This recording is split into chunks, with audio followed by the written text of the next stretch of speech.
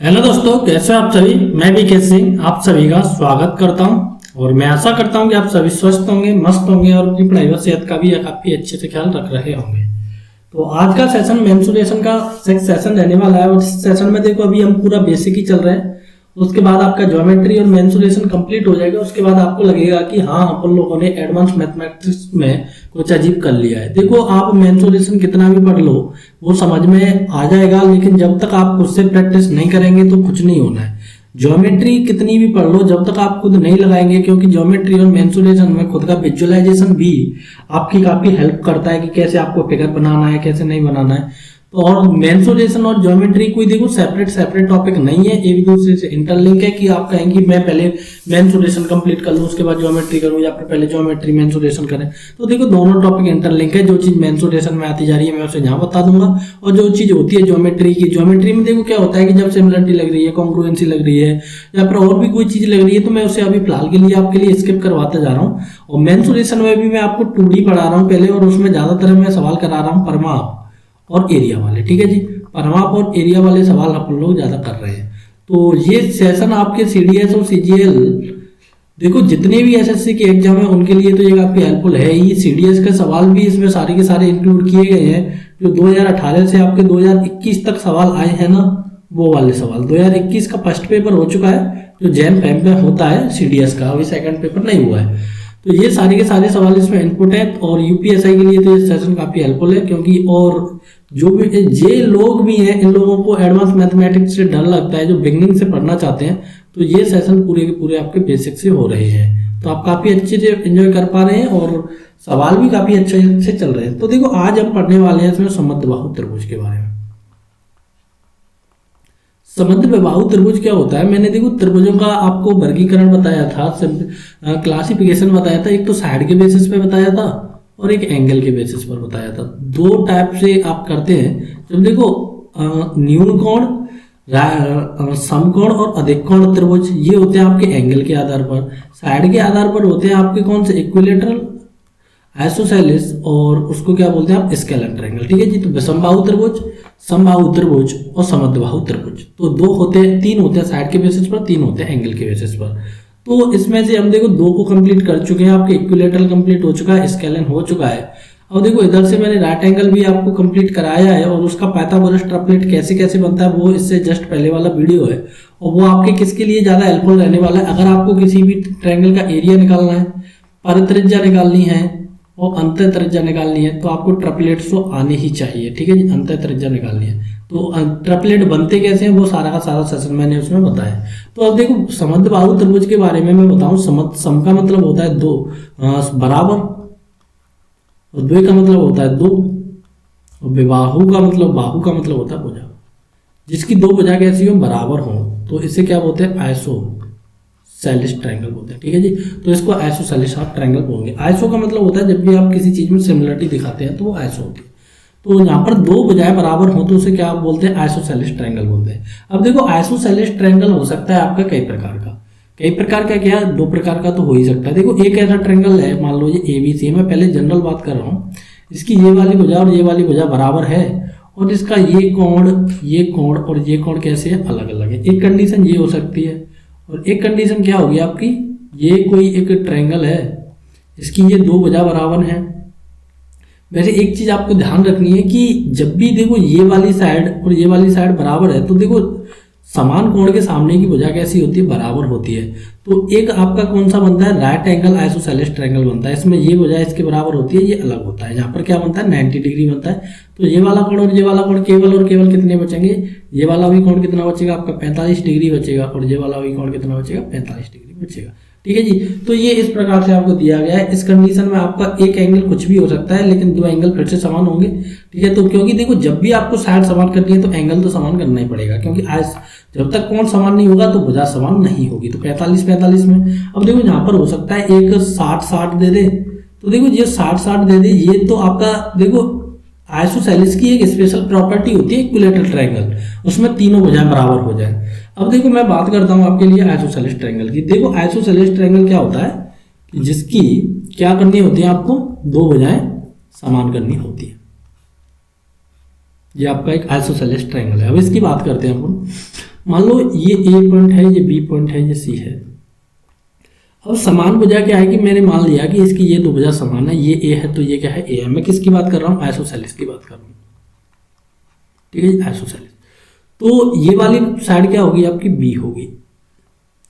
अब इसका अपन लोगों को परिमाप की मैं पूछूं आपसे तो आप कहते हैं कि तीनों भुजाओं का योग क्या होता है, तीनों भुजाओं के लंबाई का योग परिमाप होता है। तो ए प्लस बी क्या हो गया, यहाँ से 2a प्लस बी क्या हो गया, परिमाप।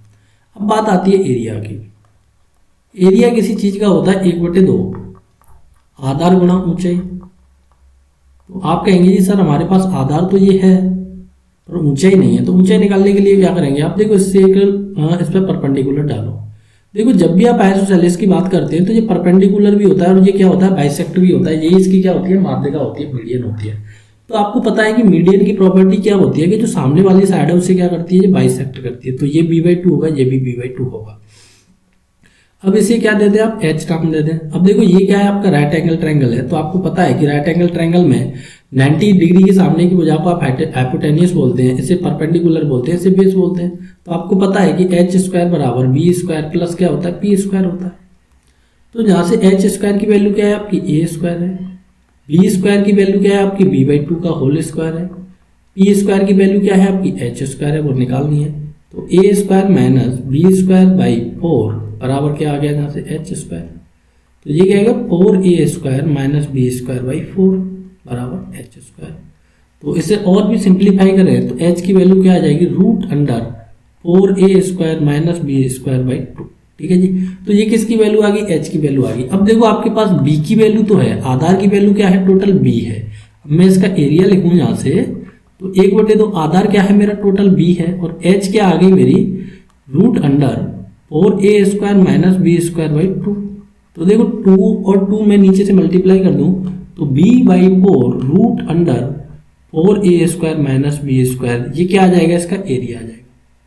तो ये देखो पूरा का पूरा मैं डेरिवेट करके बता दिया। देखो ये वाले 2D वाले सेशन में मैं आपको मोस्टली क्या बताऊंगा, परिमाप कैसे आ रहा है और एरिया का फॉर्मूला कैसे भी बन पाए मैं पूरा डेरिवेट कराऊंगा। और भी चीज है, देखो जैसे परित्रिज्या है, मान लो राइट एंगल ट्रायंगल की परित्रिज्या निकालनी है, साइन रूल लगता है उसमें, तो मैं जब साइन रूल आएगा तो मैं उसको बता दूंगा, लेकिन मैं पहले आपको फिलहाल बता दिए कि वो क्या होती है, h/2 होती है। तो जब बेसिक से साइन रूल पढ़ाएंगे तो उसको वहां पर पूरा का पूरा क्लियर करेंगे। अब देखो आपने क्या लिखा है, इसका परिमाप लिखा, क्या आ गया आपका परिमाप 2a प्लस b आ गया। और आपने क्या लिखा, एरिया लिखा। एरिया क्या आ गया आपका 1/4 b√4a² माइनस b²।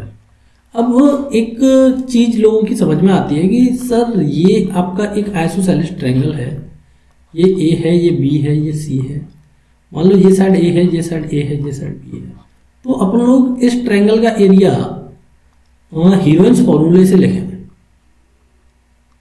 हीरोइंस से लिखें तो क्या आएगा। तो हीरोइंस क्या करता है कि पहले तो आपको सेमी पैरामीटर निकालना है, तो a प्लस b/2 करेंगे। तो ये क्या आ गया आपका 2a प्लस b/2 आ गया। ठीक है जी। और हीरोइंस फॉर्मूला क्या लिखते हैं आप, √s माइनस से s माइनस b और s माइनस c होता है। ठीक है जी। ये क्या होता है, किसी ट्रायंगल का, जनरल ट्रायंगल का एरिया निकालने का फॉर्मूला होता है, जो कैसा होता है, आप उसको बोलते हैं स्केलेन ट्रायंगल बोलते हैं, विषमबाहु त्रिभुज बोलते हैं। तो इस वाले केस में क्या होगा, देखो s a और b क्या है यहाँ पर, देखो ये दो साइड क्या है, चाहे इसे आप बराबर करें, चाहे इसमें मान लो कि a बराबर a दिया है और b किसी के बराबर नहीं है, तो s माइनस ए देखो दो साइड बराबर होगी और एक होगी s माइनस b। तो यहाँ से क्या आएगा, देखो s माइनस ए और s माइनस ए का क्या बन जाएगा, यहाँ से होल स्क्वायर बन जाएगा, तो s माइनस ए का होल स्क्वायर और s माइनस बी। तो यहाँ से बाहर क्या आ गया, s माइनस ए क्या रूट से बाहर आ जाएगा और रूट में क्या बच जाएगा, s माइनस बी बच जाएगा। तो ये भी आपको आना चाहिए कि अगर आपको अर्ध परिमाप दिया है और दो साइड दी है तो आप इससे भी डायरेक्ट इसका फॉर्मूला यूटिलाइज करके हीरोइंस का भी आप निकाल सकते हैं, किसी को कोई भी दिक्कत तकलीफ नहीं होगी। ठीक है जी। तो ये होती है, क्या होती है, देखो ये सारी की सारी चीज मैंने बताई आपको किसकी, आइसोसेलेस की प्रॉपर्टी। अब वो आपसे पूछी जाएगी जो भी आपकी परित्रिज्या होती है और अंतःत्रिज्या होती है उसको क्या निकालेंगे। तो देखो जो भी आपकी परित्रिज्या होती है और अंतःत्रिज्या होती है उसे आप किससे निकालेंगे, जो भी आपकी विषमबाहु त्रिभुज की होती है। देखो विषमबाहु त्रिभुज की जितनी भी प्रॉपर्टी होती है वो सारे के सारे ट्रायंगलों में लगती है, ये चीज आपको ध्यान रखनी है। तो तो विषमबाहु त्रिभुज की अंतः त्रिज्या और परित्रिज्या क्या होती है? देखो मैंने परित्रिज्या लिखाई थी आपको विषमबाहु त्रिभुज की, ठीक है जी। तो वो थी आपकी ABC अपॉन 4del, और अंत्य त्रिज्या क्या थी आपकी? इसको आप कैपिटल आर से रिप्रेजेंट करते हैं, इसको आप किससे रिप्रेजेंट करते हैं? स्मॉल आर से। तो ये थी आपकी डेल अपॉन एस। अब देखो मैं एक चीज आपको इसको याद रखने की और बता दूं कि आपको याद कैसे रखना है। डेल क्या है? यहाँ पर त्रिभुज का क्षेत्रफल, एरिया ऑफ ट्रायंगल। देखो एरिया ऑफ ट्रायंगल के नीचे क्या है? Semi perimeter. सेमी पेरीमीटर की इकाई क्या होती है? आप कहेंगे जी मीटर होती है या फिर सेंटीमीटर होती है। स्क्वायर की इकाई क्या हो, सॉरी इसकी एरिया की इकाई क्या होती है? या तो मीटर स्क्वायर होगी या सेंटीमीटर स्क्वायर होगी। जब इसका रेशियो लेंगे तो केवल क्या बचेगा? मीटर और सेंटीमीटर बचेगा। अब रेडियस क्या होती है? एक लंबाई होती है। लंबाई हमेशा मीटर आप सेंटीमीटर में ही नापते हैं। इसी प्रकार से आपको यहाँ पर करना है, तो कभी भी कोई भी कंफ्यूजन नहीं होगा, क्योंकि ये मीटर में नपती है तो ये मीटर ही इकाई आनी है, क्योंकि ये इससे ये कटेगा, इससे ये कटेगा। तो मैं केवल याद रखने का तरीका आपको बता दे रहा हूँ, ठीक है जी। तो ये सारी की सारी प्रॉपर्टी आपको याद रखनी है, और इन्हीं प्रॉपर्टियों पर बेसिस आज हम करेंगे सवाल। अब देखो आज का सेशन इसी में कंप्लीट होगा हमारे सवालों में। अब देखो पहला सवाल है आपकी स्क्रीन पर। मैंने 10 मिनट में आपको इसकी थ्योरी समझाया और पहला सवाल आपकी स्क्रीन पर आ चुका है। किसी समद्विबाहु त्रिभुज का एरिया कितना है? 4 मीटर स्क्वायर है। यदि इसकी असमान भुजाओं की लंबाई कितनी है? 2 मीटर है, तो बराबर भुजाओं की लंबाई क्या है? तो कहने का मतलब ये है कि जब भी आपको ऐसा दिया जाए तो पहले तो आपको क्या बनाना है? एक आइसोसेलेस ट्रायंगल बनाना है कि ये मान लो ए है, ये बी है। ये डिनोटेशन आप कुछ भी दे सकते हैं, X Y Z A B C. अब देखो इसका एरिया क्या दिया है? एरिया क्या होता है इसका? 1/2 आधार गुणा ऊंचाई होता है मेरे भाइयों, ठीक है जी। आधार मल्टीप्लाई ऊंचाई। तो इसका एरिया आपको कितना है यूनिट प्रोवाइड करा है? 4 यूनिट प्रोवाइड करा है। यदि इसके असमान भुजा की लंबाई क्या है? 2 है। मान लिया कि मैंने असमान भुजा कौन सी है? इसकी सामने वाली है, 2 है, तो बराबर भुजा की लंबाई क्या होगी? अब देखो यहां से मैं क्या डालूंगा? इस पर परपेंडिकुलर डालूंगा। तो मेरे को यहां से 1/2 आधार क्या मिला? 2 मिला, और h क्या मिली मेरे को? केवल h मिली। वो किसकी वैल्यू दिया मेरे को? 4 दिया है उसकी वैल्यू, क्योंकि टोटल एरिया तो यही होता है, बेस इंटू हाइट। देखो बेस मैंने कौन सा लिया? ये लिया, और हाइट कौन सी ली? ये ली। और ये क्या है? मेरी दोनों भुजा समान है, ये a है तो ये भी a होगा, ठीक है जी। काफी बेसिक से चल रहा है। देखो 2 से 2 गया, तो h की वैल्यू क्या आ गई मेरे भाइयों? यहाँ से 4 आ गई। h की वैल्यू मेरे पास क्या आ चुकी है? 4 आ चुकी है। आपको पता है कि जब मैं इसमें से यहाँ पर परपेंडिकुलर डालता हूँ तो ये बाइसेक्टर होता है और मीडियन भी होता है। तो ये क्या बचा आपका? 1 यूनिट बचा। ये क्या बचा? 1 यूनिट बचा, ठीक है जी। और h की वैल्यू क्या आई है आपकी? यहाँ से निकाली तो आपकी h की वैल्यू क्या आ गई? 4 आ गई। अब आपको क्या निकालना है? कर्ण की वैल्यू निकालनी है। तो a स्क्वायर बराबर क्या होता है? 1 का स्क्वायर प्लस 4 का स्क्वायर। तो 1 प्लस 16, तो यहाँ से क्या आ जाएगा आपका? 17। तो a की वैल्यू क्या आ जाएगी? √17, ठीक है जी। तो ये क्या आ जाएगा? सेंटीमीटर आएगा, क्योंकि मीटर में इकाई दिया है तो मीटर में ही इकाई आना है आपका, ठीक है जी। तो 17 कौन सी वाली हाइट आ जाएगी? एक ही आ जाएगी। और √17 कौन सी वाली लेंथ हाइट नहीं? एक ही आ जाएगी। तो √17 और √17 दोनों जगह से आपका क्या आ जाएगा? करेक्ट आंसर हो जाएगा। चलते हैं नेक्स्ट सवाल की ओर, कि किसी समद्विबाहु त्रिभुज का परिमाप क्या दिया है आपको? 544 सेमी दिया है, तथा प्रत्येक बराबर भुजा आधार का क्या है? 5/6 है। तो त्रिभुज का एरिया क्या होगा? देखो कैसे करेंगे सवाल को, बड़ा आसान सा सवाल है, बस आपको पेशेंस के साथ बने रहना होता है इस प्रकार के सवालों में। मान लो ये ए है, ये बी है, ये सी है। ये कह रहा है कि जो इसकी बराबर भुजा है ना, आधार की 5/6 है, तो आधार इसका 6 होगा। ये वाली भुजा क्या होंगी? 5 होगी 5/6, ठीक है कि नहीं। तो इसने क्या किया है कि परिमाप दिया है, इसके साथ आप क्या ऐड कर दें? x ऐड कर दें, ठीक है जी, क्योंकि ये कोई एब्सोल्यूट वैल्यू नहीं है, क्योंकि ये रेशियो दिया है। अब परिमाप क्या हो गया आपका? जहां से आप पेरीमीटर निकालें तो 5x plus 5x plus 6x की वैल्यू आपको कितनी दी है? 544 दी है। तो 10 और 16x की वैल्यू क्या हो गई आपकी? 544 हो गई। तो x की वैल्यू क्या हो गई? 544/16। तो 16 दिया होता है आपका कितना? 48। और क्या बचा आपका? 16 चौके होता है आपका 64। तो x की वैल्यू क्या आ चुकी है आपके पास? 64 डिवाइड करने के बाद 34 आ चुकी है। तो देखो ये टोटल साइड कितनी होगी? इसमें 34 का मल्टीप्लाई, इसमें 34 का मल्टीप्लाई और इसमें 34 का मल्टीप्लाई करना है, ठीक है जी। तो देखो अभी हम फिलहाल के लिए मल्टीप्लाई नहीं करते हैं, क्योंकि ये बाद में काम देगा। ये क्या है आपकी? ये है हाइट, क्योंकि एरिया के लिए आपको हाइट तो चाहिए ही चाहिए।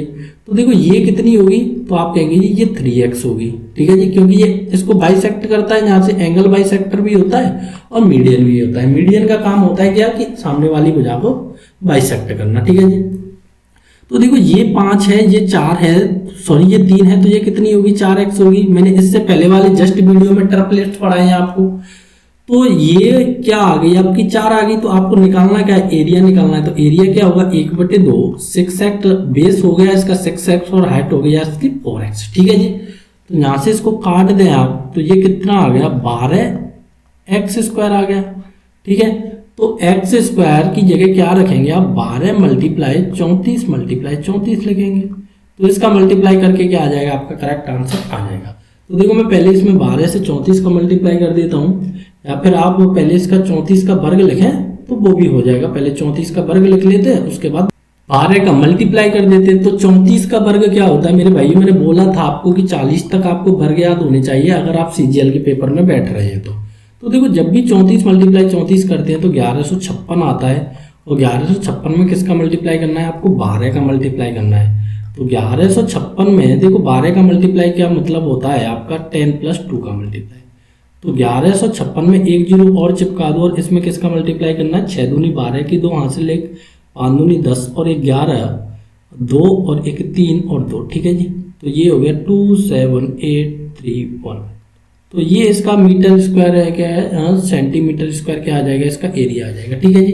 तो किसी को कोई भी दिक्कत तकलीफ नहीं है। देखो सवाल काफ़ी अच्छा है और काफ़ी कैलकुलेटिव है, जैसे कि SSC में कैलकुलेटिव सवाल आज के टाइम पर पूछे जाते हैं। कि एक समद्विबाहु त्रिभुज की दोनों समान भुजाओं में से प्रत्येक की लंबाई कितनी है, 10 सेमी, और आसन्न कोण 45 डिग्री है, तो त्रिभुज का एरिया कितना है। तो देखो इसने क्या बोला है कि दोनों समान भुजाएं हैं, उसकी लंबाई कितनी है, 10 सेंटीमीटर। आसन्न का मतलब होता है एडजासेंट, एडजासेंट का मतलब होता है इन दोनों किसी चीज के सामने, सॉरी किसका, जो सटा रहता है उसको एडजासेंट बोलते हैं। तो ये भी 10 है मेरे भाइयों, ये भी 10 है। तो आपको पता है कि ये दोनों एंगल कैसे होंगे, इसके सामने ये 10 है, इसके सामने ये 10 है, तो ये दोनों एंगल कैसे होंगे, बराबर होंगे। तो ये A है, ये B है, और ये क्या है, C है। इसने पूछा क्या है, तो त्रिभुज का एरिया क्या होगा। तो देखो त्रिभुज का एरिया क्या होगा, अब इसके लिए आपको क्या करना होता है कि देखो आपके त्रिभुज के तीनों कोणों का मान 180 होता है, 45 आपके पास से जा चुका है, तो 5 बचा, यहाँ पर कितना बचा आपका, 3 बचा, 1 बचा। अब देखो ये तो इन दोनों कोणों का मान कितना आएगा आपके लिए, इन दोनों कोणों का मान आएगा मेरे भाइयों 135 डिग्री आएगा। अब आपको क्या करना होता है कि इसका निकालना है एरिया। तो कैसे निकालेंगे अब इसका एरिया, वो आपको अब देखेंगे। जब आपको इसका आधार नहीं दिया है तो इसका एरिया किससे निकलेगा, आपका निकलेगा साइन फॉर्मूले की मदद से। तो देखो 1/2 तो आपको करना ही करना है, मल्टीप्लाई क्या करेंगे आप कि AB मल्टीप्लाई AC जो साइड आपको दी है वो वाली, और मल्टीप्लाई करना है आपको साइन ट्रायंगल BAC। कौन सा वाला ट्रायंगल, ये वाला ट्रायंगल से, ठीक है जी। तो देखो ये साइन रूल की मदद से मैं निकाल रहा हूँ, और साइन रूल की मदद से कैसे निकालते हैं वो आप यहाँ पर देख सकते हैं। और ये पूरा का पूरा मैं आपको टेक्नोमेट्री में भी बताऊंगा, ज्योमेट्री में भी बताऊंगा, ठीक है जी। तो देखो ये वाली साइड ली मैंने, ये वाली साइड ली, और इन दोनों के बीच का एंगल लिया, इसी से निकलता है साइन रूल की मदद से एरिया आपका। तो ये क्या हो गया आपका 1/2 हो गया, ये हो गया 10 × 10, और साइन 45 की वैल्यू होती है मेरे भाइयों 1/√2। तो ये कितना हो गया 100, इसको काट देते हैं तो ये हो गया आपका, अरे ये क्या हो गया आपका 5 बार गया, तो ये आ गया 50√2। तो नीचे से तो √2 आपको पता है कि खत्म करना होता है, तो ये कितना आ गया आपका 25√2, ठीक है जी। तो इस प्रकार से आपको ये निकालना है। काफ़ी लोगों की कम समझ में आया है, कोई दिक्कत नहीं है। मैं एक बार और बता दूं, देखो जब आपको इसका बेस नहीं दिया है और ये 2 साइड दिए और उनके बीच का एंगल दिया है, तो आपको जाना होता है साइन फॉर्मूले पर। मैं साइन रूल और कोसाइन रूल दोनों के दोनों पढ़ाऊंगा जब मेरे को ज्योमेट्री का टाइम आएगा। तो फिलहाल के लिए ये आपको यहाँ से समझना है।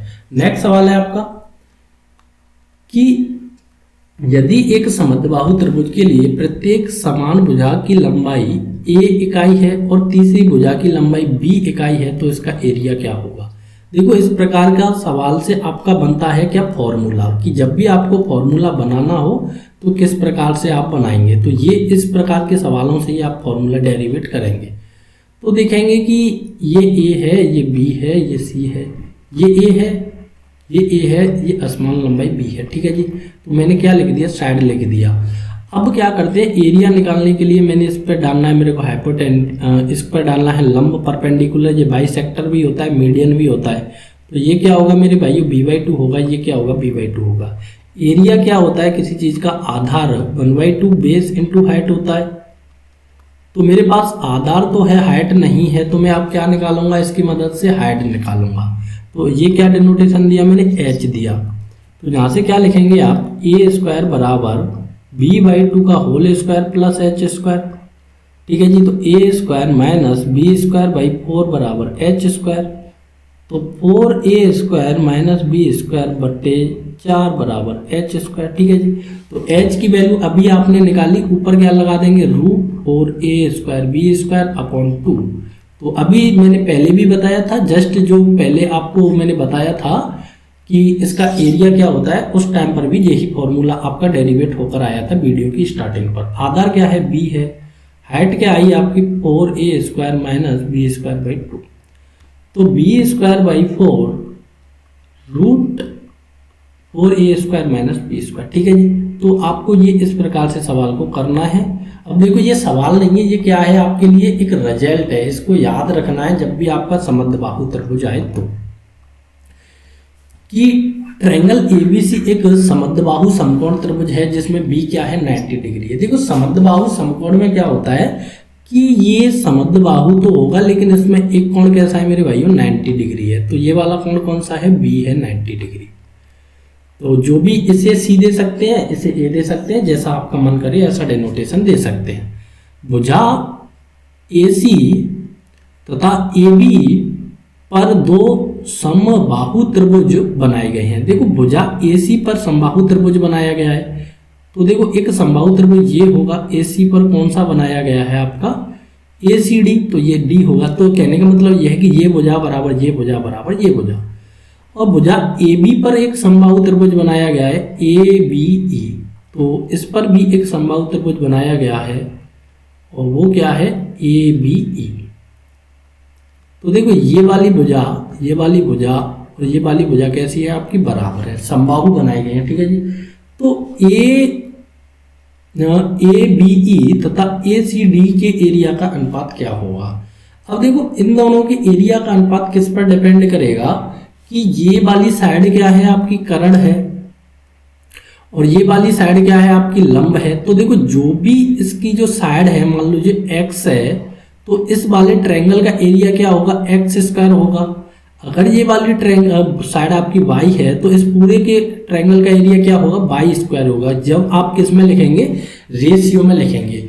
तो ABE और ACD के एरिया का अनुपात किस पर डिपेंड करेगा, इन दोनों की हाइट पर डिपेंड करेगा। ठीक है जी, तो इन दोनों की हाइट क्या हो सकती है, देखो ये तो आपका परपेंडिकुलर है और ये क्या है आपका हाइपोटेनियस है। तो इन दोनों का देखो परपेंडिकुलर का स्क्वायर करेंगे, वो इसका एरिया के बराबर आ जाएगा। देखो जब भी आपको रेशियो लिखना है ये जब आएगा, और देखो ये सारी की सारी चीज आपकी कहाँ पर चलेंगी, सिमिलरिटी में तो चलनी ही चलनी है। ठीक है जी, अब देखो समद्विबाहु समकोण ने आपके लिए क्या वेरीफाई किया है, ये तो मैं किसी जनरल ट्रायंगल के लिए बताया हूँ।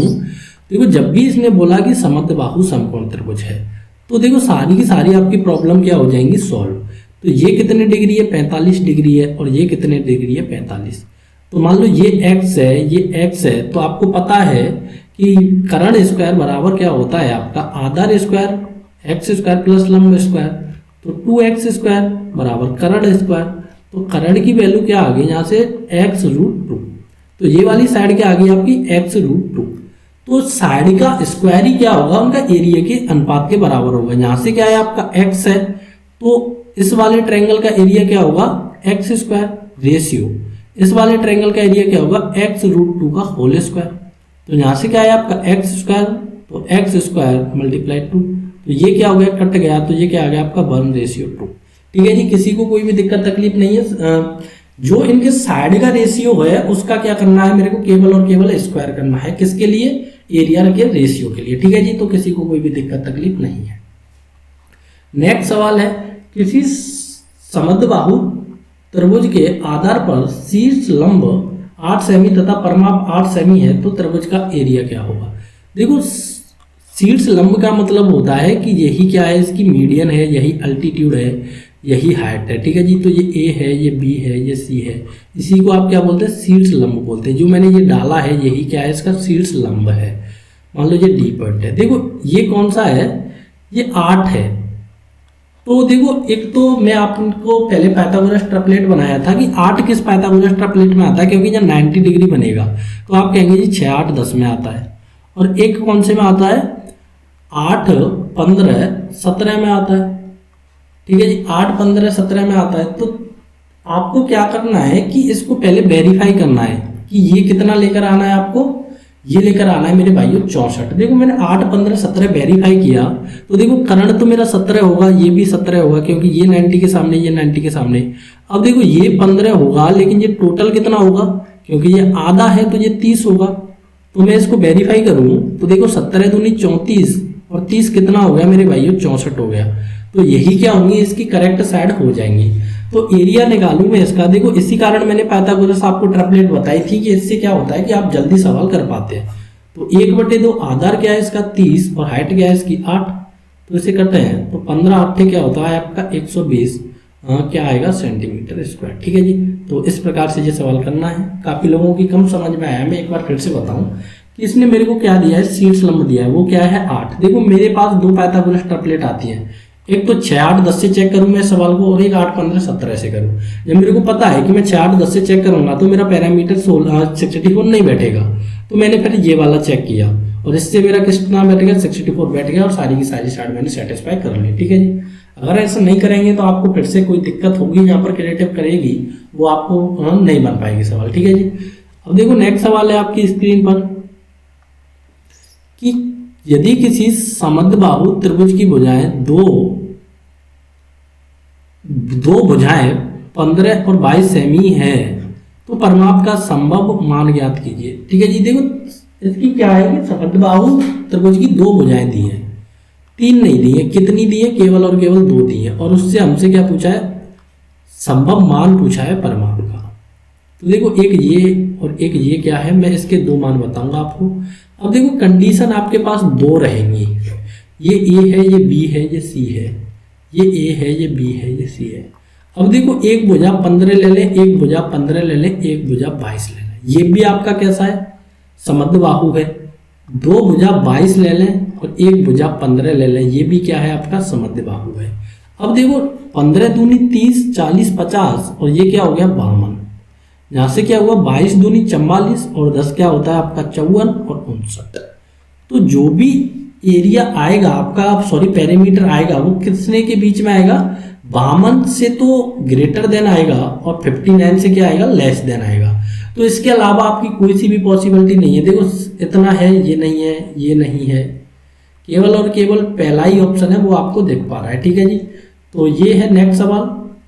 और आज के सेशन में सवाल तो काफ़ी है, लेकिन मैं इसी सवाल पर आपके लिए विराम देता हूँ। देखो ये सवाल काफ़ी अच्छा है कि समद्विबाहु समकोण त्रिभुज के कर्ण की लंबाई क्या है आपकी, मेरे भाइयों 5 है। तो देखो कैसे करेंगे। एक तो है कि इसमें आप साइन रूल लगा दें, उससे भी हो जाएगा, लेकिन मैं इसमें देखो जब भी आपको 90 दिया है तो फिर आप उस साइन रूल पर ना जाए तो कोई दिक्कत वाली बात नहीं है। तो ये 45 होगा, ये 45 होगा, ये क्या दिया आपको 5 दिया है। तो मेरे भाइयों ये 45 के सामने x है, तो ये भी 45 के सामने क्या होगी, x ही होगी। तो अब यहाँ से क्या करेंगे कि 5 का स्क्वायर बराबर x का स्क्वायर प्लस x का स्क्वायर। तो 5 का स्क्वायर बराबर 2x का स्क्वायर, 5 का स्क्वायर कितना आता है 25 बराबर 2x का स्क्वायर। तो 25/2 बराबर x का स्क्वायर। तो x की वैल्यू क्या आ गई, यहाँ से 5√2 आ गई। इतना करने में किसी को कोई भी दिक्कत तकलीफ नहीं होगी। तो ये वाली भुजा कितनी आ गई आपकी 5√2 आ गई, और ये वाली भुजा भी कितनी आ गई आपकी 5√2 आ गई। अब क्या निकालना है मेरे भाइयों, इसका एरिया निकालना है। तो एरिया क्या होगा 1/2, बेस क्या है इसका 5√2 और हाइट क्या है इसकी 5√2। तो देखो √2 मल्टीप्लाई √2 करते हैं तो ये क्या हो जाता है 2 हो जाता है। तो नीचे बचा मेरा 1/4 मल्टीप्लाई 25। तो ये क्या हो जाएगा 25/4 सेंटीमीटर स्क्वायर इसका क्या हो जाएगा एरिया हो जाएगा। अब देखो आगे ये फर्दर सिंप्लीफाई करके दिया है 6.25 से भी दिया हो सकता है, तो आप वहाँ पर भी आपको इस पर जा सकते हैं। देखो सवाल तो कल के लिए और भी हैं, मैं इन सवालों को दिखा देता हूँ, अगर आप कर पाते हैं तो कर लें, लेकिन वीडियो थोड़ा सा लंबा हो रहा है तो इस कारण नहीं है चाहिए वीडियो को। तो देखो वीडियो को थोड़ा शेयर करें, और जिन लोगों को वास्तव में पढ़ने की नीड है बेसिक से, उन लोगों को इस प्रकार के सेशन से लेकर आए, मिलाएं, और जो भी लोग अपने बेसिक कॉन्सेप्ट क्लियर करना चाहते हैं तो वो यहाँ से कर सकते हैं। तो thank you for watching, take care, bye bye. जब तक के लिए जय हिंद, मिलते हैं अगले सेशन में।